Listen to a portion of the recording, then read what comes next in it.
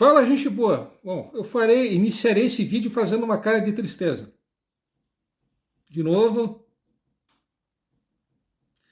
Bom, eu reparei agora que no vídeo anterior eu cometi um verdadeiro sacrilégio, um pecado gravíssimo. E que pecado gravíssimo, que erro grave foi esse? Bom, acabei me esquecendo, né? Atrapalhado como sempre, acabei me esquecendo, esquecendo de mostrar a vocês aquilo que determina a lei da TV Alameda Cultural. Que lei é essa? Bom, todos vocês já sabem que lei é essa, né? A lei é mostrar fotos, alguma foto ou alguma gravura antiga de Joinville. Então, a primeira velharia, né, da semana, é essa gravura aqui, né? Não chega a ser nenhuma novidade, até já mostrei em outras ocasiões, tá? Mas não custa nada mostrar de novo. Essa gravura aqui que vocês estão vendo, tá? Ela é de 1857. É a habitação, é uma casa de um imigrante, tá? Então, as primeiras residências de Joinville eram mais ou menos nesse estilo aqui, tá? Tem uma outra gravura aqui interessante que eu quero mostrar a vocês. Essa aqui já é uma gravura, tá? De um estabelecimento comercial, da casa comercial do Karl Lang, tá? Isso aqui é pessoas, né, imigrantes, em um final de semana, né, com as suas roupas de final de semana, suas roupas de domingo, né? E aqui embaixo, como eu tinha dito ainda há pouco, né, como eu acabei de dizer, ou melhor dizer, como acabei de dizer, essa aqui era um estabelecimento comercial pertencente ao Karl Lang, né? Para quem não sabe, esse prédio, né, que vocês estão vendo, ele estava localizado onde hoje é o complexo do Bom Jesus, né, no que hoje é a Rua Princesa Isabel. Além de ser um comércio, isso aqui também era uma residência, tá? Então esse comércio residência, que era obviamente do Karl Lang, tá? Eu já estava me esquecendo de dizer, o Karl Lang, ele foi presidente da Câmara de Vereadores de Joinville por um período bem curto, entre 1873 e 1874, né? O titular do cargo, que era o Adolf Haltenhoff, né? Que muitos, de maneira equivocada, consideram como primeiro prefeito de Joinville, mas ele não foi prefeito, né? Irei repetir, ele não foi prefeito. O Adolf Haltenhoff, ele foi presidente da Câmara de Vereadores de Joinville, algo completamente diferente de ser prefeito, tá?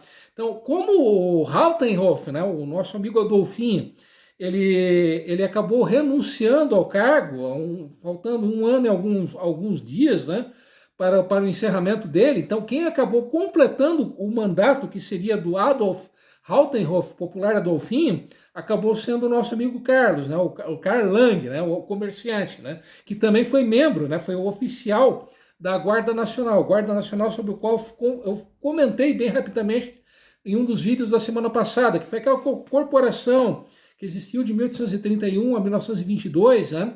E os oficiais dessa corporação, que eram os manda-chuvas locais, eles tinham uma patente de coronel. Então, daí a origem daquela expressão coronel, para o cara que manda, o manda-chuva local, né? No caso, o Karl Lang, ele não chegou a ser coronel, ele foi, ele não me recordo exatamente a patente dele, me parece que o Karl Lang, ele era tenente da Guarda Nacional. Inclusive, existe uma foto que eu já mostrei em outra ocasião, dele vestindo, né, exibindo a farda, né, de oficial da Guarda Nacional.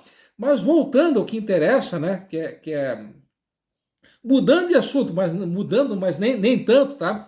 Afinal de contas, como que estava Joinville? Como que era aquela Joinville lá de 1853, né? Bom, pela legislação lá de 170 anos atrás, em uma localidade em que a maioria da população ela fosse uma localidade que fosse habitada, né, tivesse apenas estrangeiros, no momento em que 6 desses estrangeiros eles se naturalizassem, essa localidade ela passaria a ter uma subdelegacia, né? Bom, no caso da então colônia Dona Francisca, lá de 1853, Nesse ano de 1853, 70 desses imigrantes que viviam aqui, eles acabaram se naturalizando brasileiros. Então, muito além daquele limite de 6 pessoas, né, de 6 naturalizados. Então, já se poderia, ou melhor, a colônia Dona Francisca, ela já poderia ter uma subdelegacia de polícia, né? Curiosamente, Joinville ela só passou a ter uma subdelegacia de polícia em 1855, né?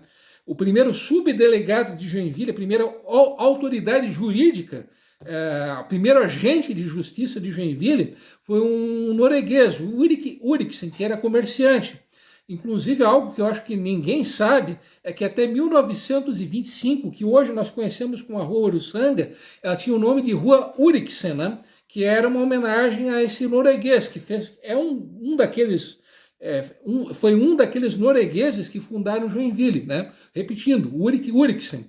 Inclusive a Helena Rimina Hirlen, que durante muitos anos trabalhou como tradutora do Arquivo Histórico de Joinville, ela é uma das descendentes do Ulrik Uriksen, né? Desse norueguês, né? Que foi primeira autoridade jurídica, né? Primeiro agente de justiça de Joinville. Obviamente tinha mais coisas acontecendo em 1853, né? Bom, em 31 de dezembro de 1853, a então colônia Dona Francisca ela tinha 757 habitantes, né? E ao longo de 1853 nasceram 27 crianças e faleceram 24 pessoas, foram registrados 24 óbitos, né? O número de nascimentos, felizmente, ele superou o número de óbitos, né? Bom, na época, lá 170 anos atrás, existiam 2 escolas em Joinville, tá? E essas 2 escolas, elas eram mantidas pela direção da então colônia Dona Francisca. Bom, além dessas 2 escolas, né? Como é algo até meio longo, até irei ler a vocês, né? Até só um instante. Só um pouquinho, tá?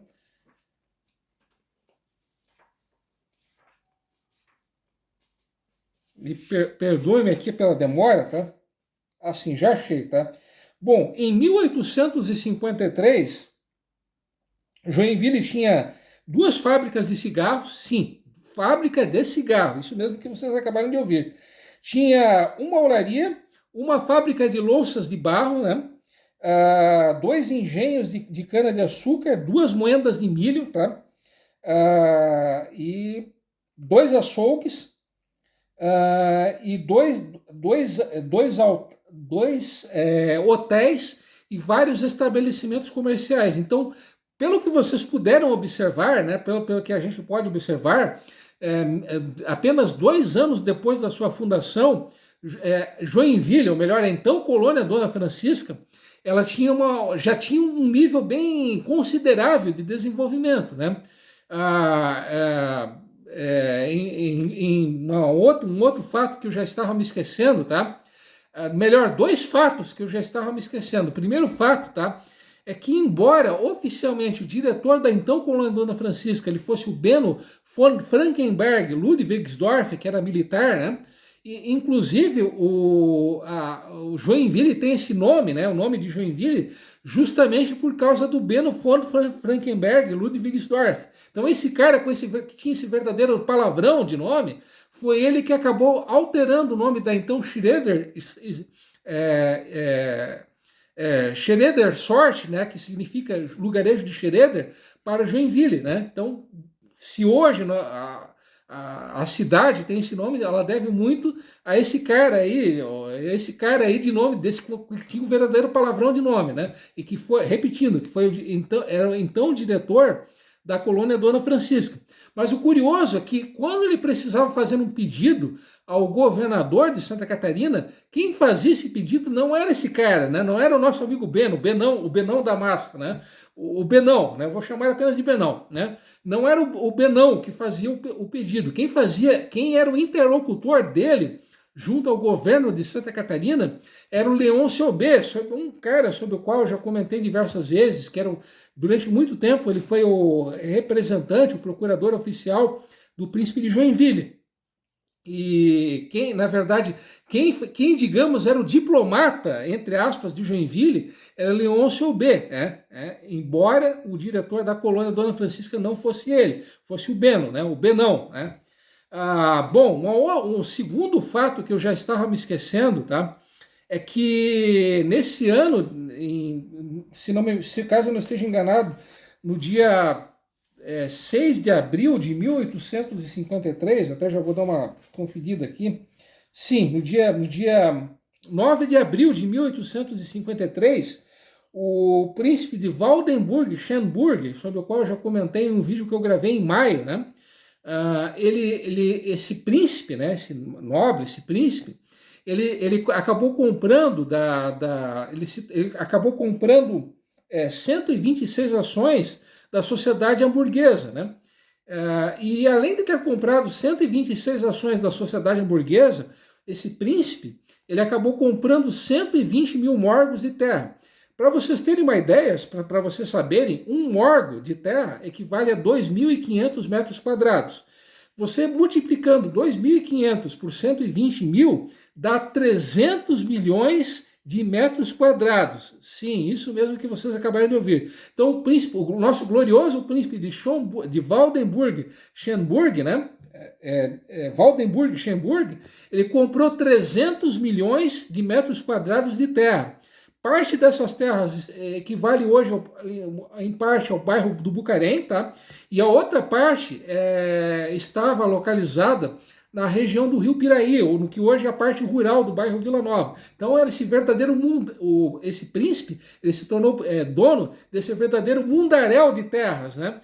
E a intenção desse príncipe de Waldenburg-Schönburg, era colonizar essas terras com imigrantes do então Reino da Saxônia, que eu não precisaria dizer, eram daqueles 25 países que em 1871 se uniram para formar a Alemanha. Então, resumidamente, esse era o panorama de Joinville em 1853, um lugar que, embora oficialmente pertencendo a São Francisco, tinha um grau de desenvolvimento até bem considerável, embora tivesse apenas 2 anos de idade, né? E que estava próximo de ter já a sua subdelegacia, seu subdelegado, um agente de justiça, né? E que estava sendo colonizada com cada vez mais intensidade. Então, resumidamente, essa era a Joinville lá de 1853.